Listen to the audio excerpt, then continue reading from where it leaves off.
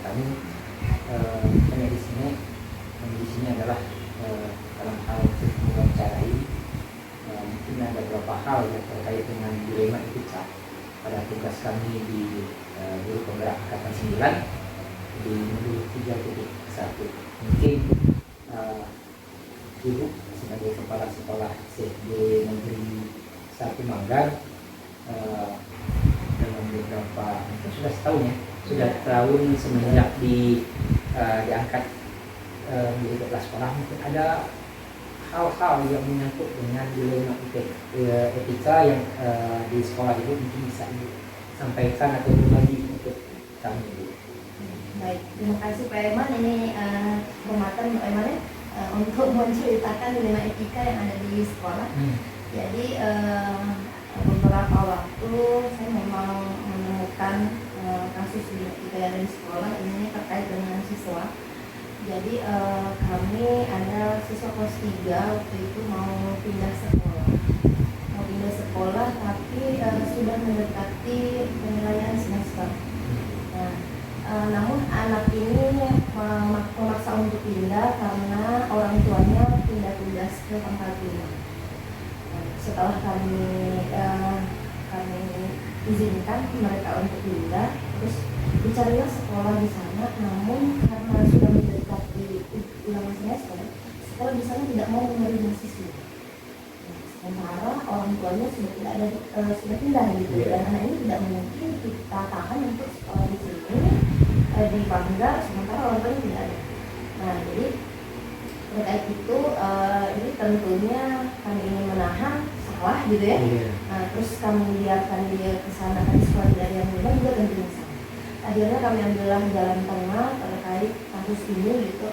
Saya melakukan langkah-langkah memanggil wali kelasnya, membicarakan kendala yang dihadapi anak, karena kebetulan yang mengurusi anak tersebut pindah itu rekan kerja orang tuanya. Jadi mereka ini kan berkomunikasi dengan saya sebagai pimpinan yang ada di sekolah. Nah, jadi terkait itu saya memanggil wali kelas, saya ceritakan permasalahan anak ini dan saya beri solusi. Bagaimana anak ini biarlah dia tidak bersekolah di tempat kita, namun dia belajar mengikuti, jadi anaknya tetap berada di rumah orang tuanya. Jadi pembelajaran sehari-harinya itu dilakukan secara daring. Jadi setelah siswa pulang, gurunya menyiapkan materi, menyiapkan Google Form, dan bahkan sampai ulangan pun seperti itu. Nah, jadi alhamdulillah setelah ulangan baru anak tersebut bisa pindah gitu setelah bagi rapot. Jadi pada saat pembagian rapot pun anaknya tidak hadir di sekolah gitu. Jadi kami fasilitasi gitu untuk hal seperti itu. Bu, kayaknya kan Ibu sudah lebih dahulu menerima materi sebagai guru penggerak dari kami. Kan tidak perlu saya jelaskan. Bu, menurut Ibu ini termasuk kira-kira paradigma apa? Keadilan dan kasihan atau gimana? Sama-sama benar ya, keadilan ya. Keadilan dan kasihan ya. Kasus latihan. Iya, kasihan ya, karena nggak mungkin ditahan gitu. Tapi anak ini harus adil, harus bersekolah gitu. Oke, terima kasih. Karena pada dasarnya memang setiap anak berhak menerima pendidikan, gitu ya. Oke, Bu, kalau dari prinsipnya kalau di sini kan ada care based thinking, salah satunya rasa peduli. Nah, mungkin itu masuk ke mana atau? Iya, tentunya dia pasti peduli lah Pak, karena ini menyangkut pendidikan anak gitu kan. Jadi kami itu makanya melakukan treatment seperti itu. Sip. Terima kasih Bu. Jadi yang Ibu ambil sudah masuk ke dalam 4 paradigma, 3 prinsip dan 9 langkah sebenarnya. Jadi sehingga anak itu dapat melanjutkan pendidikannya tanpa merugikan salah satu pihak, gitu kan. Dan rasa kepedulian Ibu mengambil keputusan seperti itu sudah luar biasa Bu. Dan itu menjadi juga motivasi kami untuk belajar terus. Terima kasih Bu atas berbagi tentang dilema etikanya, dan sekali lagi mohon maaf kalau kelihatan kami ini kurang berkenan, tapi dari kami secara pribadi ini adalah bagian dari pembelajaran kami. Nah, terima kasih kawan-kawan. Saya sudah mewawancarai Ibu Nolia sebagai Kepala SD Negeri 1 Manggar. Beliau sudah menyampaikan dilema TK yang beliau hadapi dan memberikan solusi yang terbaik dengan bahwa itu adalah termasuk kepada berpikir rasa peduli terhadap anak, dan itu merupakan solusi yang terbaik. Terima kasih, dan itu salah satu tugas dari kami pada modul 3.1, dan kami ucapkan selamat siang.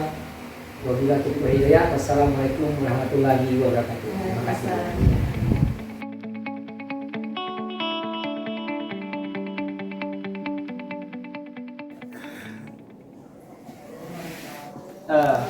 Assalamualaikum Pak. Waalaikumsalam. Yang pasti kami di sini mengucapkan terima kasih Pak, dan terima dari Bapak untuk kami melaksanakan tugas Pak. Melaksanakan tugas di CGP di modul 3.1 Pak. Di modul 1.1 itu ada beberapa hal yang ingin kami sampaikan. Ini berkaitan dengan kasus mungkin studi kasus yang ada di sekolah Bapak. Mudah-mudahan Bapak tidak keberatan atau berkenan untuk berbagi studi kasus itu dengan kami. Nah, jadi di sini Pak ada untuk dilema etika.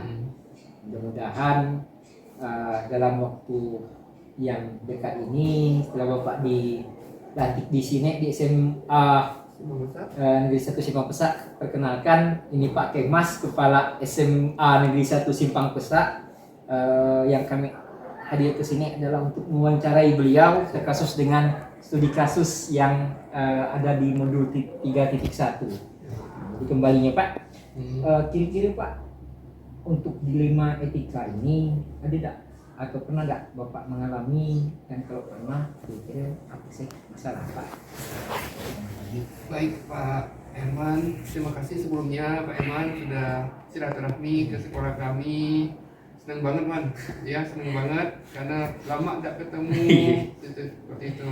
Alhamdulillah dengan ada kegiatan di CGP ini bisa membawa Pak Herman ke sini, membawa 3.1.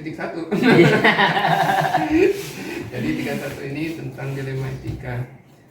Berkenaan dengan kasus tentang dilema etika itu, ya tentunya ya kalau bilang banyak ya lumayan juga Pak Iman ya, tapi dibilang tidak ada pasti ada Pak Iman masalah dilema ini. Nah baru-baru ini saya selaku kepala sekolah di SMA Simpang Pesak ini mengalami ada kasus dilema yang saking dilemanya adalah saya minta pertimbangan Pak Iman. Saya minta pertimbangan sebelum memutuskan ini ke pihak-pihak yang menurut saya terkait terhadap permasalahan ini. Permasalahannya apa? Ada siswa kami kelas 3 ini bulan November tadi itu kategorinya sudah lama tidak masuk sekolah. Nah, tiba-tiba kami mendapatkan berita dan kami datang sendiri langsung ke rumahnya. Ternyata anak tersebut sedikit mengalami pergaulan yang berlebihan sehingga pernikahan dini seperti itu Pak Iman, dan itu mengakibatkan kepada mungkin kehamilan. Sementara ini kelas 3 itu dilema saya Mas. Jadi sementara kelas 3 ini kan nanti tinggal berapa bulan lagi loh. Nah saya bingung untuk memutuskan ini. Saya lari ke komite minta pemikiran komite. Saya coba ke Capdim untuk pertimbangan Capdim. Nah dari beberapa pertimbangan itu, mau tidak mau saya harus memutuskan. Jadi setelah saya merapatkan koordinasi dengan warga-warga sekolah, wakil, kesiswaan, BK, dan guru-guru wakilnya, sekarang wali kelasnya juga saya kasih koordinasi. Jadi kami mengarahkan sehingga memutuskan kepada siswa tersebut masalah kasus ini kami selesaikan di semester 5 kegiatan pembelajarannya, namun di semester 6 itu kami alihkan ke paket PMA, dan itu pun sudah kami bicarakan sama orang tuanya. dan kami kasih pengertian sebab akibatnya seperti itu. Dan kami sangat menyayangkan juga ketika kondisi seperti ini yang tidak bisa terulang karena sudah barang terjadi kayak gitu kan.